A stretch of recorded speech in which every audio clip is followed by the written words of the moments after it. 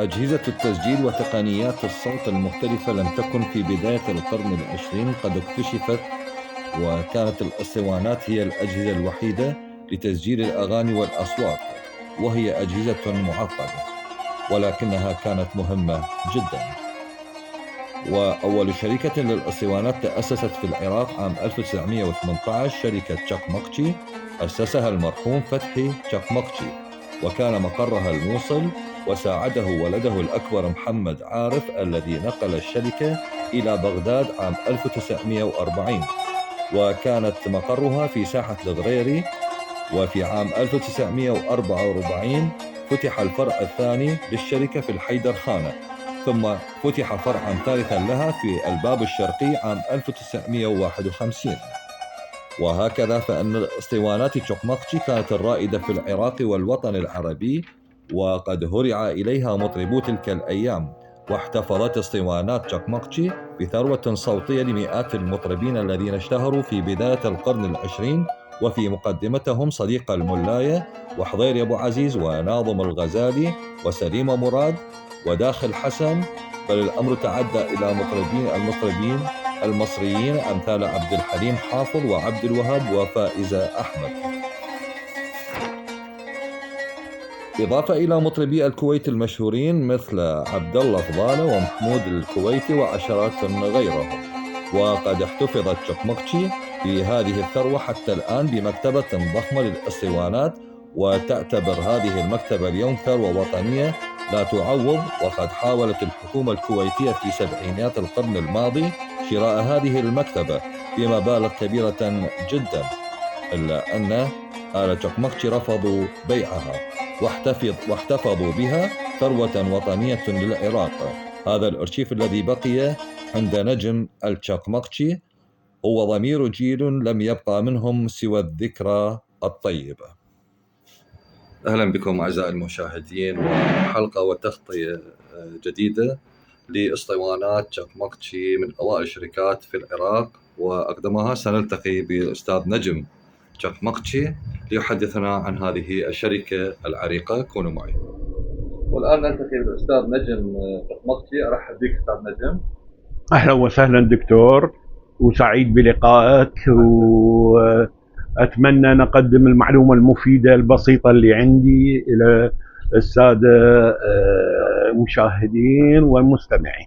أستاذ نجم، نبذة مختصرة عن شركة تشاكمكتشي. نعم، أحكي لك دكتور عن عائلة وشركة واسطوانات تشاكمكتشي. من أين جاء اسم تشاكمكتشي؟ أي، أول شيء عائلة تشاكمكتشي هي عائلة من الموصل. نعم. أي، تسمية تشاكمكتشي هي كلمة تركية يعني مصلح السلاح. نعم. جدي المرحوم الحاج فتحي تشاكمكتشي كان هو ووالده يشتغلون بتصليح السلاح مع الدولة العثمانية بذاك الوقت. نعم. إيه، أي سنة يعني هذه بال900 قبل 900. نعم. أي، جدي ذاك المؤسس الحاج فتحي تشاكمكتشي أسس الشركة سنة 1918 في مدينة الموصل. أي، من ضمن شغله يعني بالتأسيس وكالات تجارية، راديوات، أجهزة، شنو اللي كانت من وكالات من السويد، من ألمانيا، بعدين حولوا على اليابان. من ضمن هوايات جدي هو سماع الأغاني والموسيقى واقتناء الأسطوانات. سنة 1940 انتقل إلى بغداد وفتح أول محل لشركة تشاكمكتشي في منطقة الحيدر خانة اللي هي براس المتنبي. أي، واستمر بالوكالات التجارية وبالأعمال التجارية. بعدين جت فكرة إنشاء استوديو لتسجيل الأغاني العراقية وطبعها على اسطوانات. هاي الاسطوانات تشاكمكتشي. بالبداية بذاك الوقت كانت التقنية هو الطبع على الاسطوانات اللي تسمى اسطوانات حجرية. هذه لناظم الغزالي. نعم. وطبعا هذه لو تقرأ دكتور هي صنع السويد. أي، كان يعني المطرب يسجل أغنية في بغداد بس يرسلون الأغنية إلى السويد وتطبع على شكل اسطوانه. هذه الاسطوانه بها البوم كامل ولا؟ لا، بها اغنيه، مرات تجي اغنيتين. تستغرق وقت بين 5 دقائق 6 دقائق. وهذه كانت تشتغل على الجرامات اللي هي يسموها ابو الهندر نصب. نعم. اي من صارت التقنيه وتحولت الى الكهرباء. نعم. اي حولت الشركه انتاجها الى الاسطوانات البلاستيك. نعم. بلاستيك اللي هذه غير قابله للكسر. الحجريه ايضا وقتها 5 دقائق. نفس الشيء 5 إلى 6 تحويل اغنيه لاغنيتين. نعم.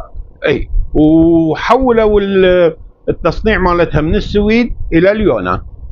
اي طبعا الشركه مسجله لاغلب المطربين والمطربات العراقيات. ناظم الغزالي، وحيده خليل، سليمه مراد، زور حسين، يوسف عمر، محمد القبنشي، داخل حسن حضيري، كل القدامى. من ضمن نشاط الشركه ايضا كان وكالات لشركات اسطوانات عربيه. فالشركه هي تكون الوكيل، يستوردوها من مصر ومن لبنان ومن انجلترا. يعني مو انتم تصدرون لي برا؟ لا، نصدر العراقي. نصدر العراقي بس. يعني اغلب شيء للخليج طبعا. خليج ولبنان ومصر، الدول العربيه المحيطه بالعراق اكثر شيء يعني. اي بس ان وكالات تجاريه، يعني مثلا شركه بيضافون كانت لشقمقتشي، شركه عريقه، شركه كايروفون ايضا مصريه، بيضافون طبعا لبنانيه، كايروفون مصريه، صوت الفن اللي هي يملكها عبد الوهاب وعبد الحليم حافظ. اي واذا تشوف دكتور بوحده من الصور هنا يوقعون عقد توكيل شركه شقمقتشي اسطوانات صوت الفنان لتوزيعها في بغداد. ويا منو كانت؟ ويا عبد الحليم وعبد الوهاب. ويا والدك؟ ويا والدي. والدي اللي كان هو. هو طبعا جدي عنده عده ابناء. والدي وعمامي وكلهم كانوا كل واحد له دور يعني بالنشاط التجاري. اي فوالدي كان بالحيدرخانه. عمي سامي الله يرحمهم جميعا كان مسؤول الاستوديو. من تسمع له اغنيه بالبدايه يقول اسطوانات شقمقتشي، هذا صوت عمي سامي المرحوم عمي سامي الله يرحمه. استمر نشاط الشركه تقريبا يعني محل الحيدرخانه انسد بال 73 هالشكل. المحل الرئيسي وين كان؟ هو بالبدايه الحيدرخانه. اي نعم. حيدرخانه هاي بالاربعينات. بعدها بالخمسينات ونهايه الاربعينات انفتح الاستوديو. والاستوديو ايضا بباب الشرقي بنفس المكان مال المعرض الكبير. نعم نفس المكان هناك. الخيام ولا لا بمدخل الرشيد، مقابل المطعم التركي. نعم. اي المحل هذه الكبير. نعم. اي محل الحيدرخانه بالسبعينات يعني انغلق وتحول والدي الى الباب الشرقي. كانوا رواد هوايه يعني. طبعا اكيد رواد الاسطوانات كل شويه. وبعدين احنا يعني فتحنا قسم خاص للتسجيل على الكاسيت. اي لانه الكاسيت يحوي عده اسطوانات. فيصير يعني من ناحيه اقتصاديه يعني اي مفيد للزبون اكثر من الاسطوانه، لانه كل كاسيت يحوي 10 اسطوانات مع اسطوانه. تطرقت بانه هذه الاسطوانه 5 دقائق. كيف كانت اغاني ام كلثوم؟ لا ام كلثوم فقط الاغاني القديمه اسطوانات اللي هي طبعا يعني كانت تستغرق ساعه لا ايضا 5 دقائق. ام كلثوم عندها اغاني قديمه قصيره هوايه. لا اقصد على الاغاني الطويله حولت بعدين على سرعه 33. اي على سرعه 33 هاي الكبيره. اي الكبيره هذه وقتها 45 دقيقه. هذه تختلف عن هاي التقنيه الحديثه يعني. استاذ نجم، شركه شقمقتشي تاريخ عريق الله يخليك في جانب الاغاني العراقيه. نعم. ما فكرت تسوي معرض سنوي او موسمي لهذه الشركه العريقه؟ والله أنا يعني هنا أنا محاول اعرض كل ما متوفر عن شقمقتشي، كل ما يخص شقمقتشي يعني من اشياء. وتعرف انت دكتور دشوف عندي هوايه اشياء يعني تخص شقمقتشي. يعني هذا التراث لازم يستوعب في مكان اكبر من هذا المكان. والله يعني ان شاء الله. الله كريم احنا نحاول يعني نبقي هالاسم ونحافظ عليه. وطبعا بالنسبه لي انا شيء مفرح لي اشوف الناس يجون يسالون على شقمقتي. والمفرح دكتور الاهم من هذا كله واللي ينطيني دفعه انه استمر الشباب، لانه اقبال الشباب على يعني هو مو شقمقتي جزء من تاريخ العراق. احنا نعرف بانه الانتيكات او نعم. الشغلات القديمه سعرها الان يختلف عن سعرها طبعا اكيد سعرها مقدم. ايش قد هاي يعني هسه هسه صارت اغلى لين اندر. طبعا من تنفقد هذه دكتور، هذه طبع الاربعينات والخمسينات والستينات. اي طبع الاربعينات والخمسينات بس قامت تنفقد. وصعوبه بعد مره ثانيه يعني طبعها بعد، يعني هي اصلا الشركه والمعمل انتهى. اي اكثر الفنانين اللي تعاملوا ويا شركه اكثر واحد واللي اعتبره اني سفير الاغنيه العراقيه وناظم الغزالي. اي ناظم الغزالي سجل بحدود 42 43 اغنيه على اسطوانه. اي وزهور حسين زهور سليمه يعني اقل كعدد. حسن خيوكه تعامل وياه. حسن خيوكه نعم، حسن خيوكه، يوسف عمر، قبنشي، مقامات كردي ايضا غيري، حسن جزراوي، محمد عارف. اي هذا اغاني كرديه من الشمال هوايه. بالتسعينات ما تعاملوا وياكم؟ بالسبعينات توقفوا. اي فجيل السبعينات احنا ما نهايه الشركه مو نهايه لا بالاسطوانات توقفت عن طبع الاسطوانات. بدا شركه الكاسير طبعا التقنيه الحديثه. اي تعرف الناس ويا التكنولوجيا المتقدمه يتحولون من شيء الى شيء. بس هسه الحلو يعني انه رجعوا يريدون الاسطوانه. استاذ نجم، بالاضافه للاسطوانات والشهادات العريقه لشركه شقمقتي، اشاهد هناك تحديات يعني. هذه يعني هوايات طبعا اكيد. اشاهد هناك قطار مال الستينات قديمات عندي. هذه شوف دكتور، هذه بطاقات دخول حفل ام كلثوم. نعم. اي بطاقات دخول حفل ام كلثوم بالسبعينات، وهذه دخول حفله عبد الحليم حافظ.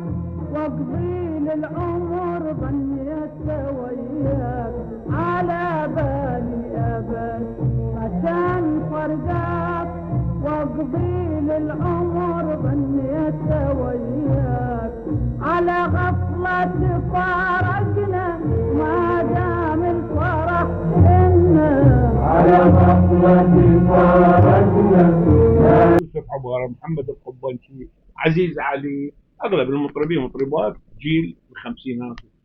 اول اسطوانات بالبدايه كانت تسجل على الحجر، الاسطوانات الحجريه اللي تشتغل على جرام اللي هو تكوين. بالخمسينات نزلت التقنيه مال اسطوانات الكهرباء، وبالتحديد سنه 1953 كانت يسجلون النسخه بالاستوديو، وعندك صوره هناك الجوه مال الاستوديو اذا تريد تصورها. بعدين يرسلون هاي النسخه. بالبدايه كانوا يطبعون بالسويد، طبع الاسطوانات بالسويد، وبعدين انتقلوا للطبع باليونان. شو استلمت الشركه حضرتك؟ انا حضرتي بالتسعين. كان متوقف لا هو محل الحيدر خانه سدوه بالسبعينات يعني 73 72، ووالدي توفى بال 76 فتوقفوا عن موضوع الاسطوانات. فهذا كل اللي موجود هو طبع قديم يعني. في الوقت الحاضر هم يطلبون اسطوانات من حضرتك؟ يعني مطلوبه طبعا. طيب كلمه اخيره للمتابعين في شركه شقمقتي وزيارتهم المكتب مالتك. نعم. أنا طبعا يسعدني انه الناس يجون يسالون على شقمقتي ويربطون التراث القديم بالتراث الجديد، ويسعدني اكثر ويشجعني هو الشباب طبعا. عنوانك الحالي؟ الميدان، خالد المدلل للتحفيات، الطابق الأول. شكرا جزيلا. أهلا وسهلا، أهلا وسهلا بك. أحبتي متابعي قناتكم قناة الصحفي أحمد أمين، هذه كانت التغطية في شركة چقمقچي، أول شركة للاسطوانات. تحياتي لكم، تابعوني. الإعلامي والصحفي الدكتور أحمد محمد أمين.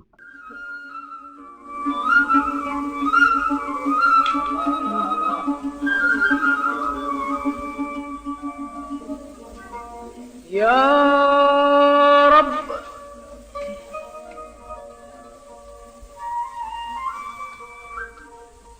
يا رب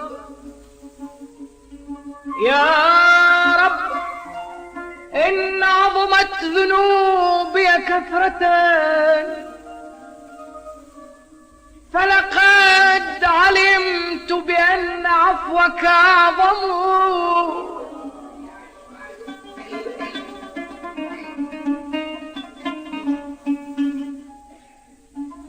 يا رب إن عظمت ذنوبي كثرة، فلقد علمت بأن عفوك أعظم.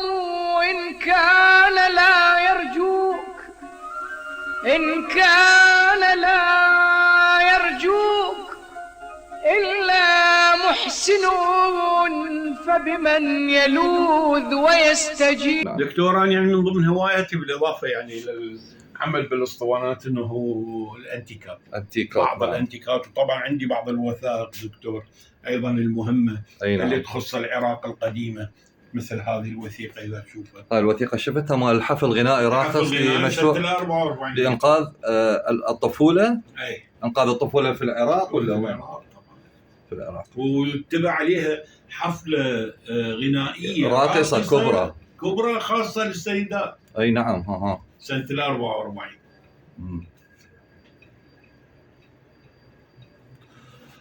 أستاذ نجم، كلمة أخيرة لمشاهديك ومتابعين اسطوانات چقمقچي. يعني أتمنى أن أكون قدمت معلومة بسيطة مفيدة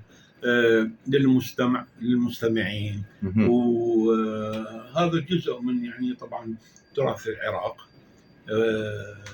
اللي هو طبعا أكيد طبعا تاريخ هواية، وتاريخ أيضا كلش هواية. والجميل أنه لحد الآن دكتور ترى يستندون على أغاني القديمة. أكيد طبعا، يأخذون الموسيقى، يأخذون الكلمات، بعض الكلمات بالأغاني الحديثة. أي نعم. وأنا أشكرك، أتمنى لك التوفيق، وأشكرك على هذا اللقاء وسعة صدرك. الله يسلمك ويخليك. شكرا جزيلا. سعيد بلقائك. أعزائي المشاهدين، كانت تغطية لشركة چقمقچي للاسطوانات في العراق. تابعوني وتغطيات أخرى إن شاء الله. بأن عفوك أعظم،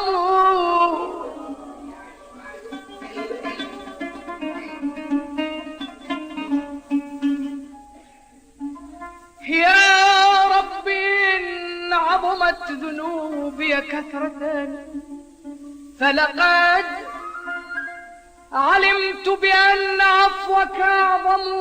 إن كان لا يرجوك، إن كان لا يرجوك إلا محسن، فبمن يلوذ ويستجير المجرمون.